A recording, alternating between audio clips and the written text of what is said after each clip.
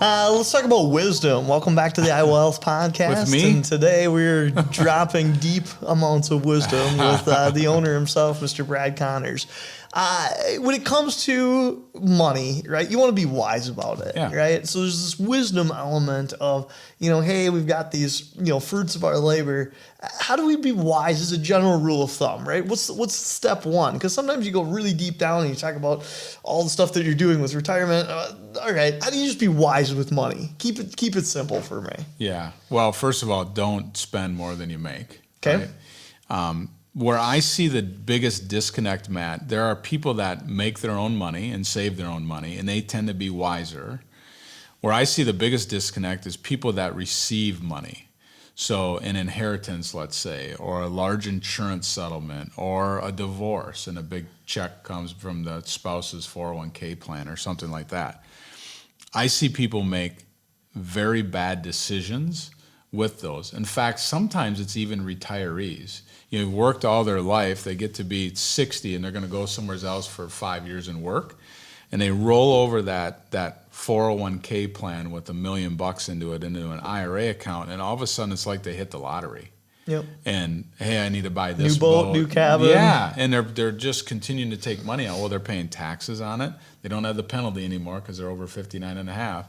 But that just adds to more taxes on their extra income they have, and if they're taking Social Security, there's an issue there. And so I see people make bad decisions when they've been given something. Like when you're working and you have that 401k, it's just part of life and you've got it. Now all of a sudden, grandpa dies and gives you $2 million.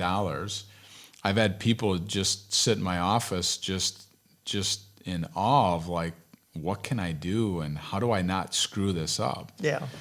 And for the most part, it's hiring a professional to help you, somebody that can coach you. Yep. And we do that a lot, where we help clients make smart decisions with their money, and we're really a coach. You can get good investment management online, but you can't get a good coach online, meaning somebody that's going to sit down knee to knee with you and have the conversation about what your dreams are and hopes are and those kind of things. And the biggest thing that I get from people is, how do I not run out of money? Grandpa gave me $2 million. How do I not waste it? And if they're big spenders, it can be a challenge because they all of a sudden see a big number in front of them, and you buy a house for $500,000 and you buy a couple cars, and now you're sitting there with $1 million left saying, okay, what can I take off of that for income? I need $100,000 a year. Well, you can't do it. If you had $1 million, you can only take $50,000 a year out of it for savings. So yeah, it's a combination of things, but I think the biggest thing to be smart with money is to get yourself around somebody that's good with it. Could be a friend, could be somebody from church, it could be somebody like us, but find somebody that's good with money and ask them questions and have them help you.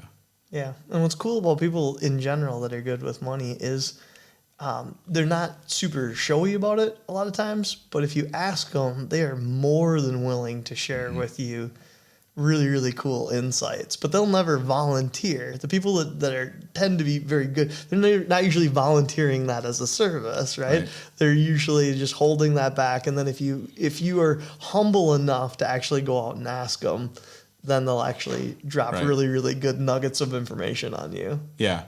In a point of reference, you might not want to go ask the person that has a brand new car, brand new boat, brand new jet ski, and new house that they just built, because they probably aren't very good with money. No. They might look good on the outside, but they probably aren't. You probably want the guy that's driving the 10-year-old car and ask them about money. But anyway, we all have those different people in our lives, but just don't do it alone. You need a coach of some sort, a friend, somebody to ask questions to. And I think there's something to be said for, like, yes, you hire a financial manager or somebody to help you as a paid person, but then also bounce those ideas off of people that are trustworthy to see how does it fit into maybe 3 or 4 or 5 other, and crowdsource that information. Mm-hmm. And there's something to be said for that too.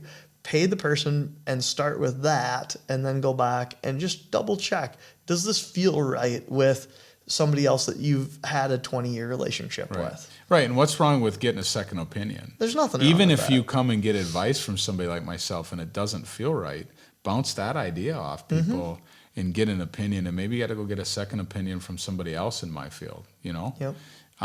Yeah, just listen to your gut, but don't do it on your own, especially if it's an inheritance or a new windfall, because there's no do-overs. Like, grandpa's not going to die again and give you $2 million more. Like, you wasted, it's gone, right? I mean, you got to do it right. Yeah. Yeah. So there's a little bit about wisdom and when it comes to the money part. Anything else you want to say about this?